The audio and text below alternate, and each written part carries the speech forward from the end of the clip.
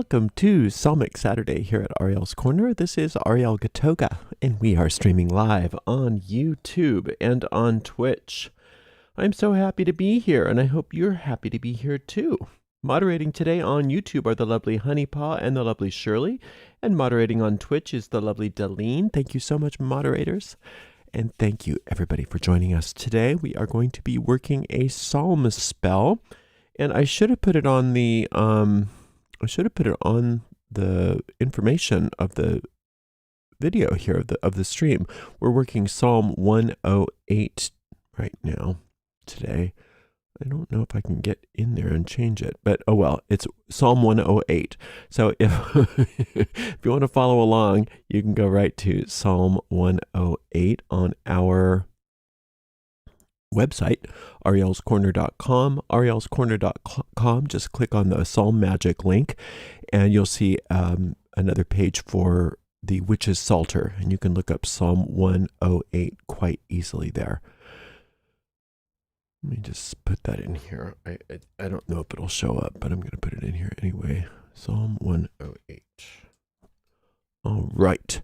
Now, we do have a premiere today at 11 a.m. Pacific time in just over 40 minutes from now. And so at the end of this stream, if you hang out after the exit music, you will get a link where you can go and join us for the premiere. All right, so we have, I'm sorry, I got to make sure that I'm not going to lose my connection here. Okay, good. All right, so let's see, let's just get going with this psalm. It's not super long, but that way if we have questions or anything like that afterward, we're not rushing. If you do have a question for me, put it right in the chat thread. There's chat threads on both of these streams. Just chat amongst yourselves, and like I said, if you have any questions for me, you can put them right in the chat thread, and if I can answer them, I will answer them. If I can't answer them, or if I don't know, I'll let you know that too. Okay, am I ready? Yeah, I think I'm good.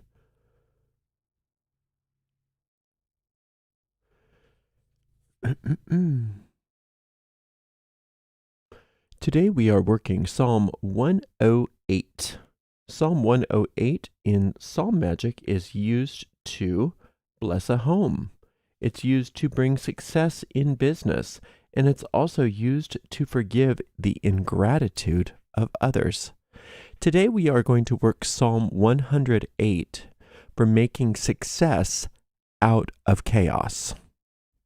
So success out of chaos. Chaos can be any kind of problem that seems insurmountable, or you don't know what to do, things that you're scrambling to fix.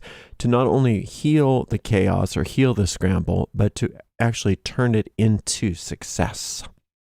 The way we work Psalm Magic is extremely simple and very effective. We take our psalm and we speak it out loud all the way through once without stopping.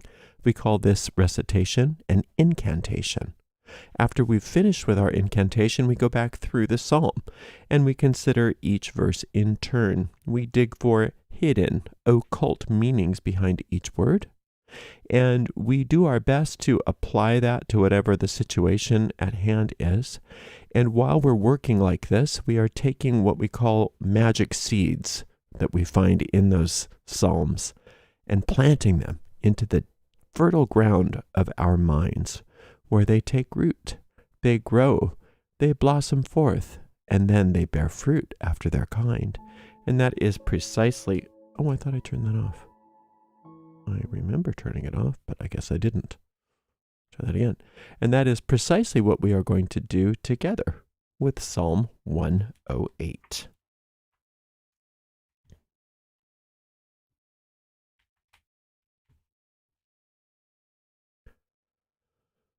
O God, my heart is fixed. I will sing and give praise, even with my glory.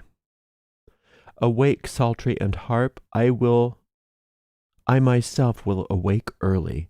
I will praise thee, O Lord, among the people, and I will sing praises unto thee among the nations.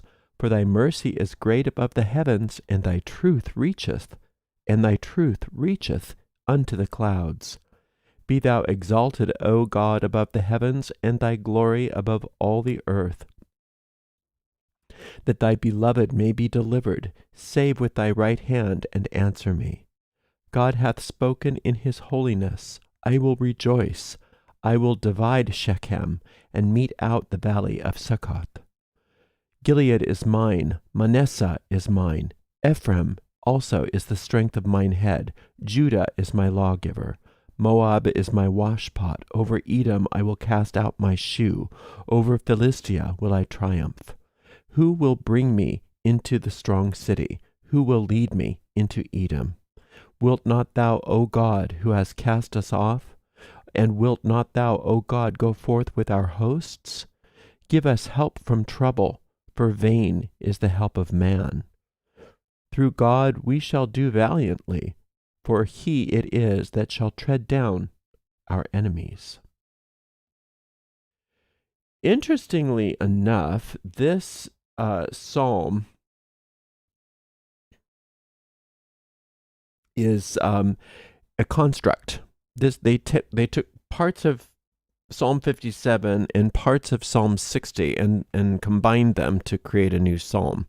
So the two older psalms were part of the older psalmic tradition, and they put them together to make a new psalm. And I don't know that anybody's in agreement as to why they did that, but that's what we have here. But we do treat it as its own psalm, and here we go.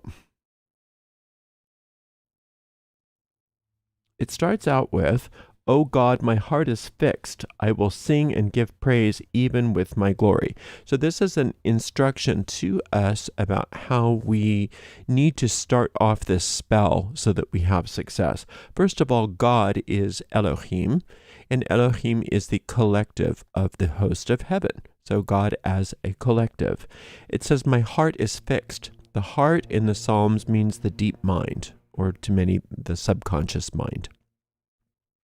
When your deep mind is fixed on something, then that something actually occurs. When your deep mind is fixed on something, then that something actually occurs.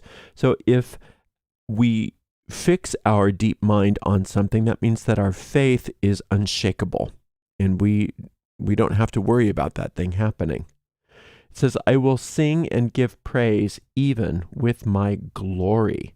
So what is your glory? Your glory is your aura. Your glory is that which glows. It's that which enlivens you. And you are going to sing and give praise. To sing is to create a vibrational disturbance in the atmosphere. And to praise means to acknowledge enthusiastically that something is good.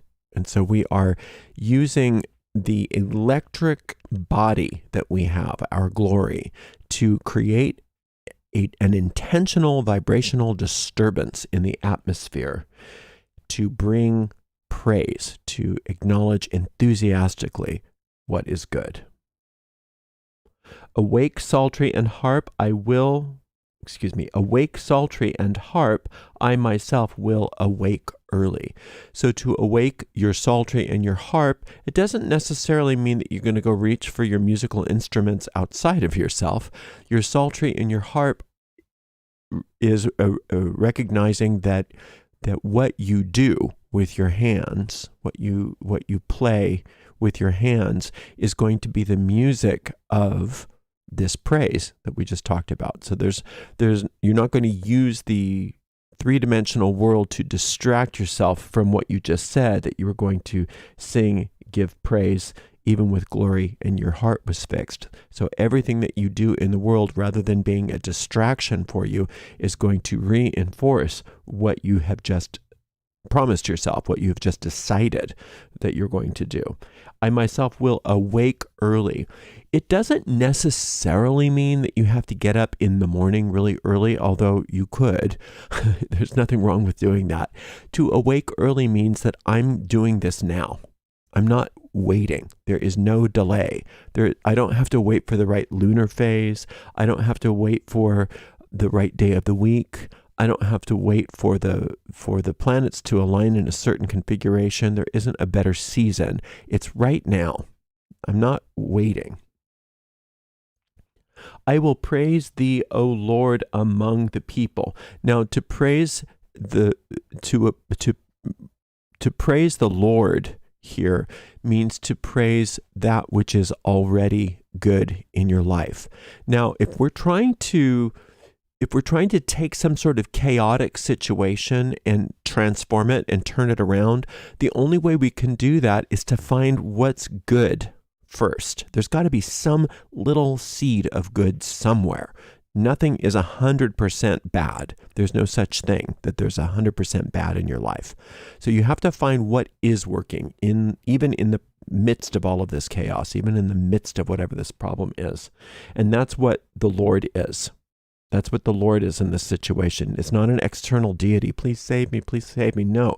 What we are doing is we're praising something that's good in our lives. That's where the Lord is showing up for you. Is what's good? Did I breathe? Do I have oxygen? Okay, there's something.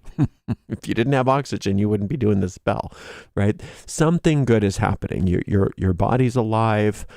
You have a bed. You have something that is good, and you're going to start praising everything that is good among the people. That the people are your thoughts. So your thoughts may be going, everything's ruined, everything's bad, nothing's good, it's chaos. And among that, you have got to start praising in the midst of that. And then it says, I will sing praises unto thee among the nations. That means that you get to stand up to your own overarching thought forms, your major belief systems. You may really believe that this is just the way life is. You may really believe that you don't have any power, that you have no way of triumphing, that you may really believe that this is your lot in life, and that the deck is stacked against you, or whatever. Whatever those beliefs are, it doesn't matter. You're going to sing praises among them. You don't have to conquer those thought forms. You don't have to convince those ideas. You don't have to change your mind. You just have to praise among them. For thy mercy is great above the heavens, and thy truth reacheth unto the clouds. So the heavens and the clouds, we're talking about the realm of cause. In the realm of cause, that which is going to make things happen for us, there is great mercy. There is great mercy that reaches into every aspect of the causative plane.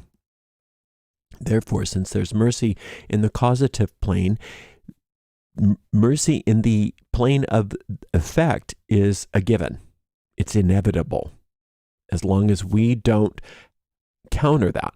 And the way that we stop countering that on our own is by just remembering to praise what is good, not by necessarily going through and trying to undo all of our negative thoughts or any of that right now. We're just going to focus on praise and let the thoughts be what they are, and let the mercy happen. Mercy is the solving of the problem. Mercy is the goal that we have brought to the psalm being achieved. And our stated goal in this psalm, it was to create success, even profit from any chaos or problem that we are experiencing. Be thou exalted, O God, above the heavens, and thy glory above all the earth. Get your mind on the cause, it's telling us.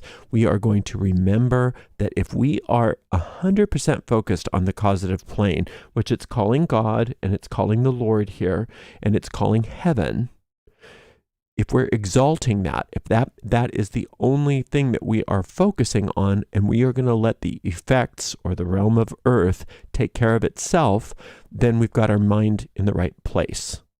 We've put our mind where we need to. Because if we're always trying to combat or deal with the chaos that we're trying to turn into success, then we're lost in it. But if we put our mind completely on the realm of cause and let the effects take care of themselves, then we've got the horse before the cart. And that means that our success is inevitable. We don't have to worry about it. That thy beloved may be delivered, save with thy right hand and answer me. Now we are very clear here that we are the beloved of the infinite. And if we don't see ourselves as that, it's time that we do that right now. We have to recognize what our relationship is with the infinite, with the creator of the entire cosmos. We are the beloved child. Why would the beloved of anything want anything other than good for its child? Well, if the creator is perfect and it comes from perfect love, then why wouldn't that be even more so than an example of that in the mortal world? Right? So we have to just think along those lines. I'm the beloved child of the infinite. Of course the infinite wants me to be successful. Of course the infinite wants me to have blessings. Of course the infinite wants me to be happy. So whatever it is that I'm bringing to the infinite here with this psalm, of course my success is inevitable, as long as I'm not messing up by changing the causes, by putting my own causes in there in front of the infinites. I have to take my mind out of the effects completely and go 100% into the realm of cause and let the love and mercy of the infinite flow through the situation, because I'm its beloved. I'm its beloved. That thy beloved may be delivered. To be delivered means to instantly have that problem solved. It's not this gradual process. That's not deliverance. Deliverance means immediately. Right? Once the package is delivered, you've got it. So it's not the process of delivery where you're waiting for the package to arrive. Once it's delivered, it's there. So the answer to your problem is there. The deliverance is yours. Save with thy right hand and answer me. The right hand is the hand that wields the sword. The right, in these ancient texts, they didn't understand that there were right-handed people and left-handed people. It's a whole different talk. But just understand that when it says the right hand, it's talking about the utility hand. That's the hand that wields the sword, that brings nourishment, anything that needs to be utilized. So from these very ancient people, the idea of the right hand of the Lord was the most accurate, was the most successful, was the best part of that power.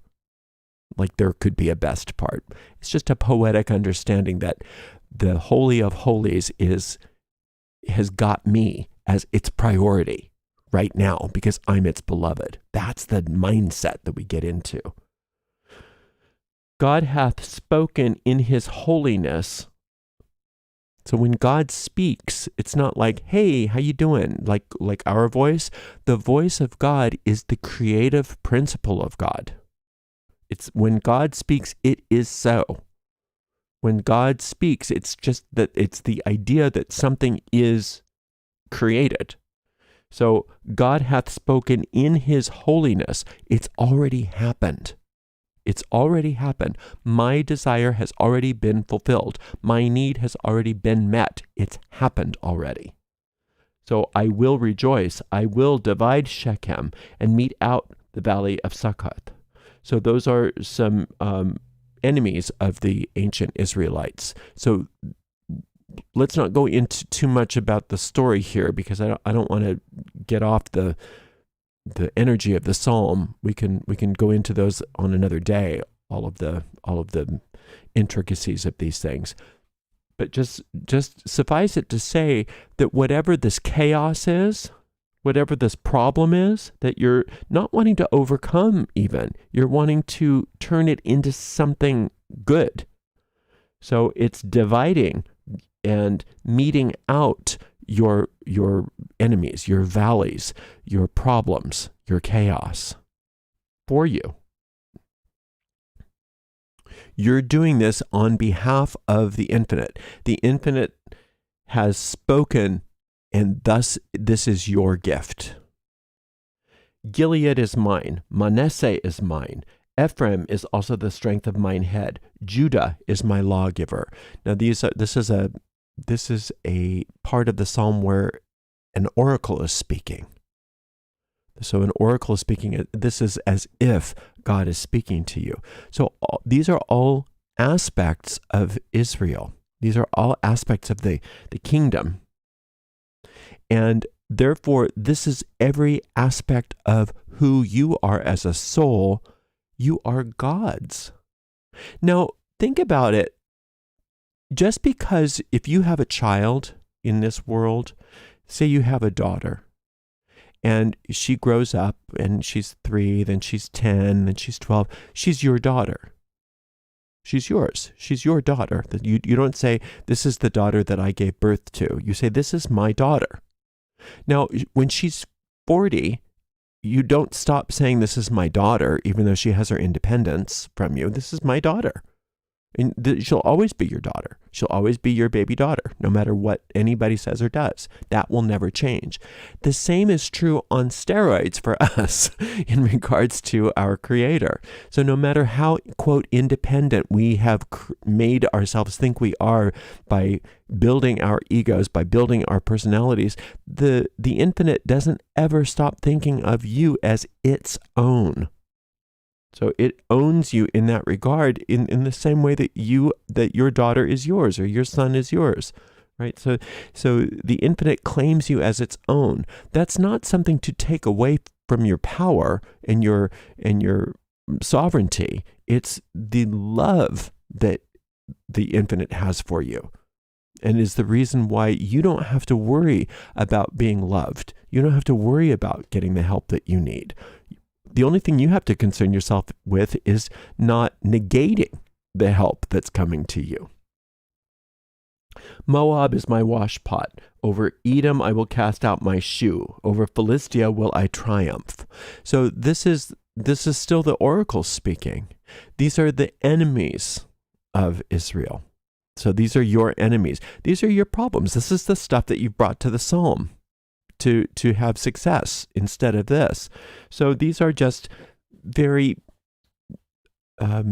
ancient types of symbols to say you don't have to worry about the stuff that's going on, because the infinite is casting out its shoe. It's throwing the water out of the wash pot. It's triumphing over these problems. It's triumphing over these apparent problems. You don't have to worry about it. It's nothing but a shoe. It's nothing but a water in a wash bin. These aren't big problems to the infinite. Then who will bring me into the strong city? Who will lead me into Edom? Now, this is us speaking.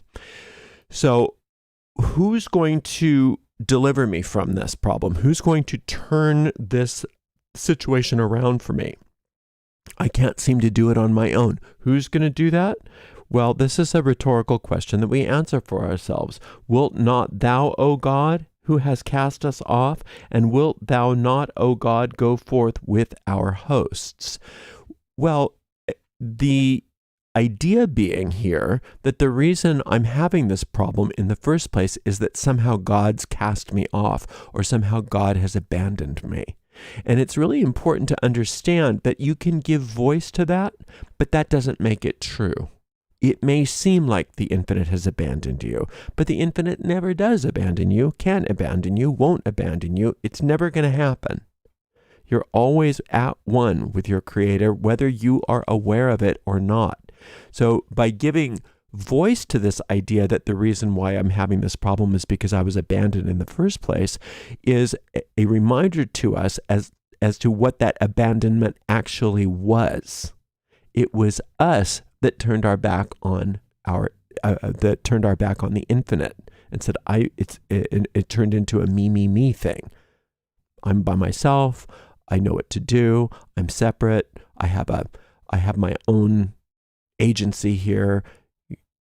And the idea that I don't need to be an extension of the light from the infinite, that I can be my own light, that whole idea was where the problem started anyway. So we're giving voice to these ideas that somehow we were abandoned by our Creator, but we have to understand that that's not what happened, and that never could happen. And so, of course, the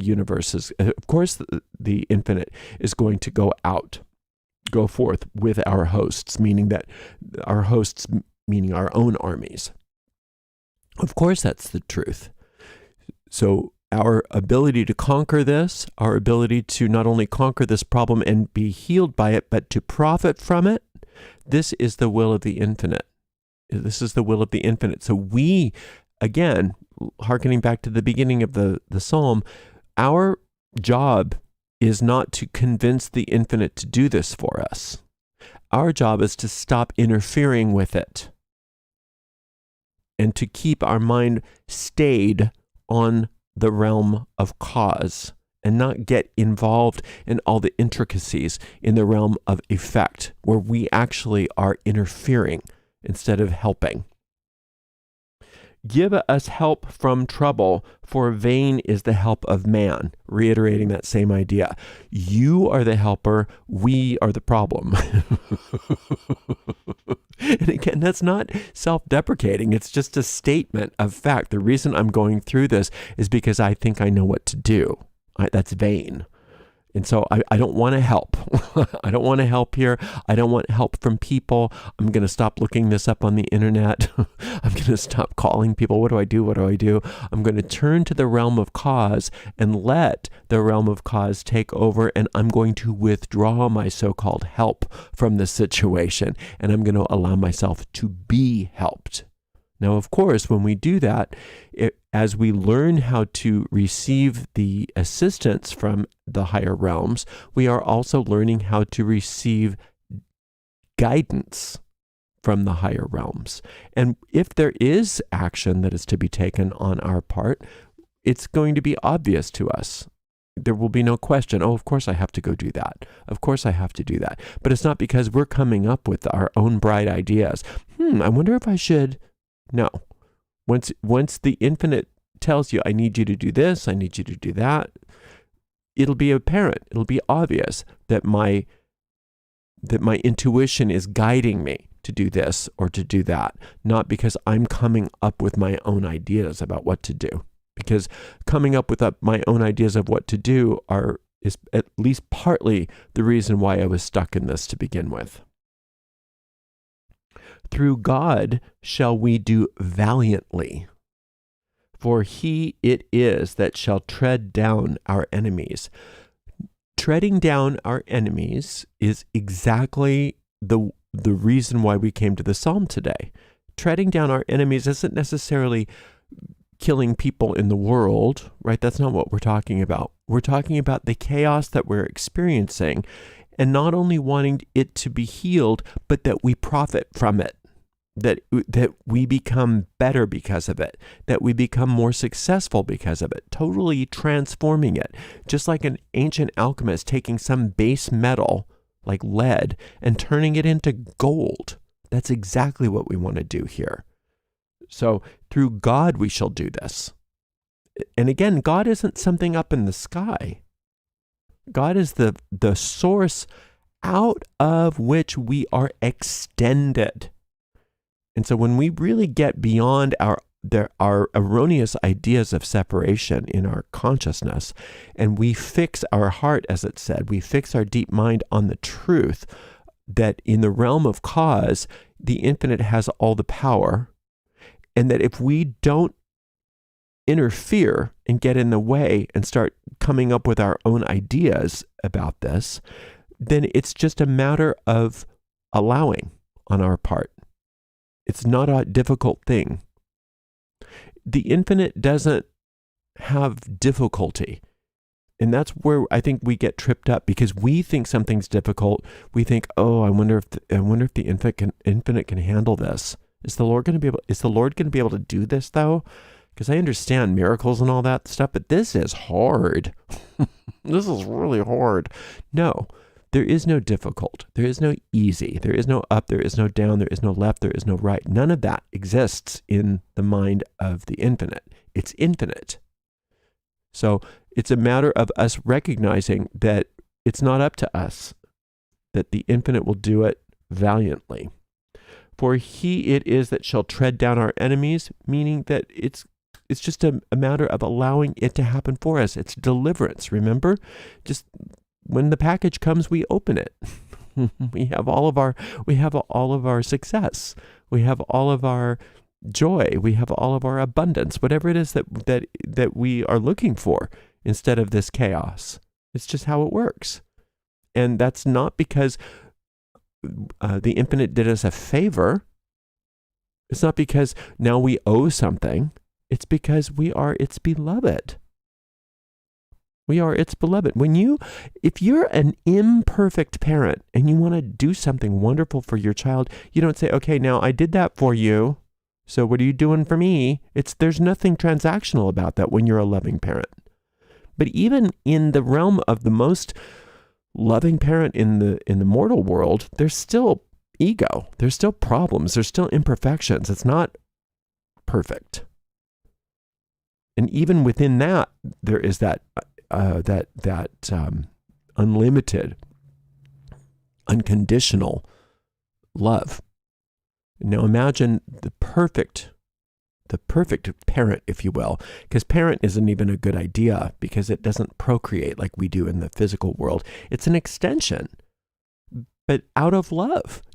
Just get that we have to get that in our minds, that we are extended out of love, out of absolute love. And that the infinite's opinion of us, the judgment of God, if you will, is that we are so fabulous. We are so beautiful. We are so perfect. There's not enough understanding of how that kind of love could even be from our point of view here. So we don't have to worry about, I hope that I get the favor from God and what do I have to do to repay? No, not at all. It's because the infinite loves you. Now, of course, we say that all magic has its price. All magic does have its price, but it's not because the infinite is being transactional. It's because we live in a world where there is give and take. And so for us, what's the price? We have to give up our control over this situation. That's the price. That's the cost. We can't come up with our own bright ideas. We have to let the infinite do it for us and through us. And as that happens, we are going to be guided and led, and then we have to do whatever we have to do, whatever we're guided to do. And it's going to be unique to each and every one. And that's the price you pay. But it's not that you're paying a price to the infinite because, come on, I remember I charged you for this. This was $17. I need my money. That's not that kind of transactional experience. This is happening because the infinite loves you so much. But yes, you do have to do your part. And your part in this particular psalm is letting go of your own ideas and letting the infinite do it for you. So you just keep coming back to this same psalm again and again, and eventually you will get that sense that everything's working out, that you have utter peace and certainty that all is well. Even before you see anything, often before you see anything moving in the physical world. But that sense of peace and certainty means that your spell has taken. And it's already been cast. There's nothing more you need to do about this situation, and you can just move on to something else. Thank you so very much for being with me today. Until next time, blessed be. Well, that was a nice psalm. Let's see if we have any questions. What are psalms for life partners? I don't understand that question at all. I'm sorry. What psalm to bring a life partner? Oh, that's a good question. To bring a life partner. Let's see. There's a couple. Let me see here. Let me look at my notes real quick, because I don't keep my numbers very well in my head. Okay.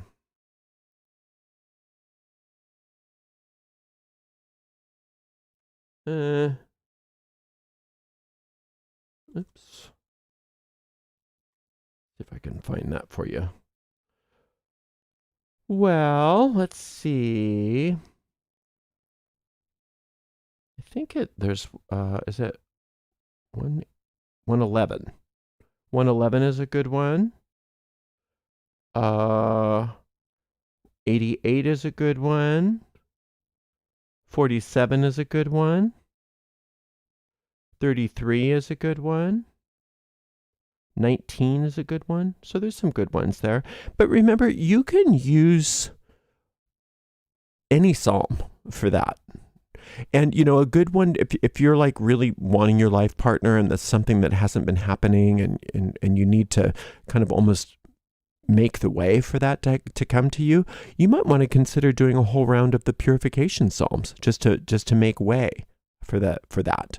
Or you could also do a couple rounds of the contractual psalms, those 5 contractual psalms, to just to build that thought form for yourself, the idea of your life partner. And then that's sort of a call. You could use that as a call out there for your life partner. So there's a lot of different ways that you can use psalm magic rather than saying, oh, well, if I need the specific psalm because this is the psalm for this or that.